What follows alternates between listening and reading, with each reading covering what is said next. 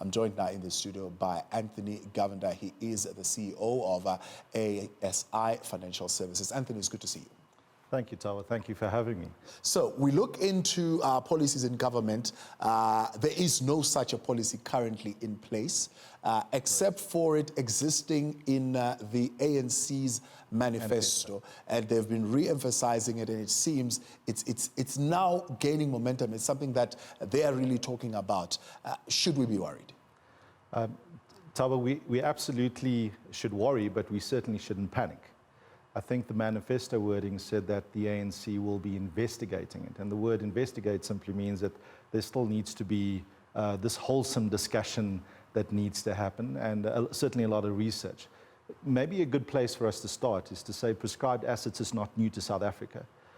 The previous apartheid government actually introduced this in the mid-50s and ran it for a period of 2 decades. The sad part about it, it's got a proven track record historically to offer much lower returns to pension funds. Yeah.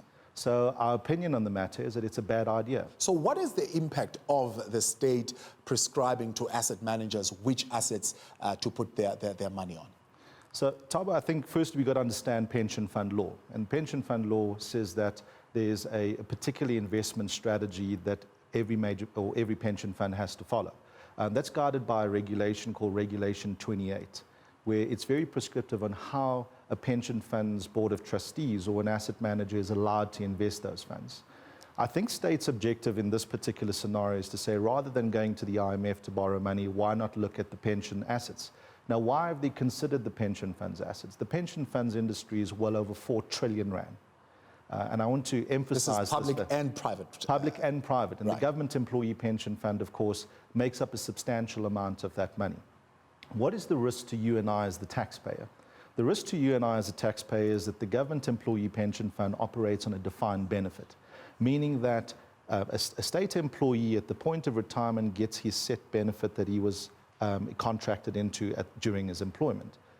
Whether the fund performs badly or performs well, you and I as taxpayers are ultimately going to foot the bill. Yeah. Now, let's unpack this simply for the public. Should state decide to use the government employees pension fund money and invest it into ailing state-owned institutions, right. Eskom and others, right. It would simply mean that from an investment return point of view, we would see dismal returns, if not substantial losses into those funds.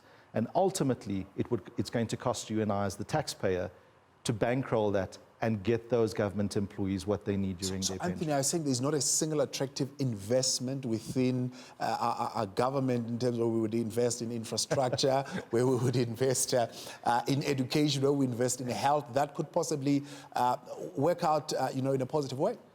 So, there's several institutions of excellence. The South African Revenue Services is one of them, and I'm really encouraged by the new commissioner coming on board.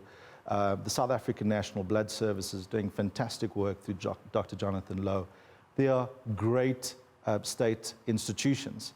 But if we're talking in state-owned enterprises like Eskom, if we simply move the political dialogue away, as an investor, would I be happy putting my own money into an entity that has got a dismal track record over the last 2 to 3 decades? Absolutely not.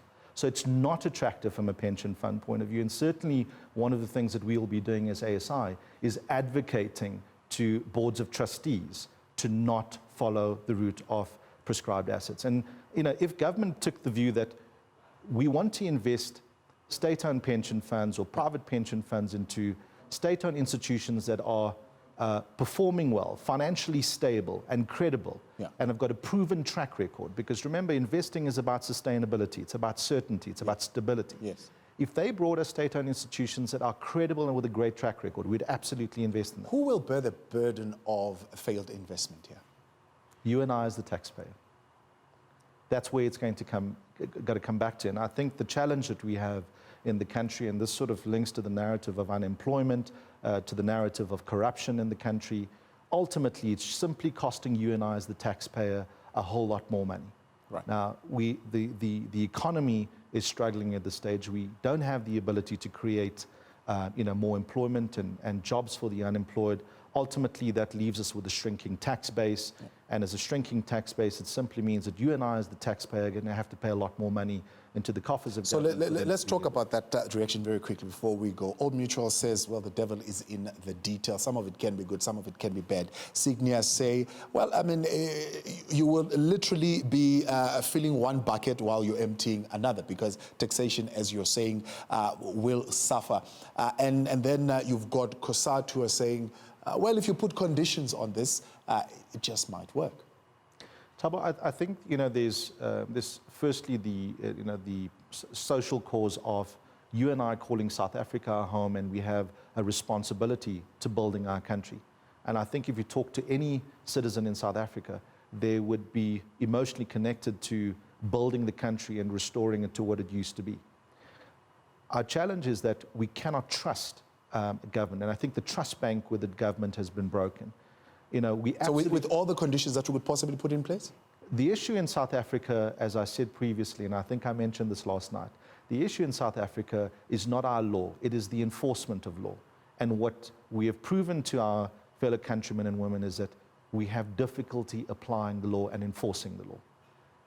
When we get to a point where people can break the law, steal innocent widows and orphans' pensions, the Fidentia scandal, a case in point. And I mention this time and again because it's bound to happen if prescribed assets go ahead. I'm yet to see politicians being jailed for abusing taxpayers' money. The issue here is not the collection of revenues, and we've been pointing the finger at SARS far too often. You know, SARS remains a credible institution. A handful of people can't destroy a credible institution. And I'm really encouraged by what the Commission is doing, but I think the conversation needs to shift to, are we spending the money in the right areas? Right. Where are we spending the money? With who are we spending the money?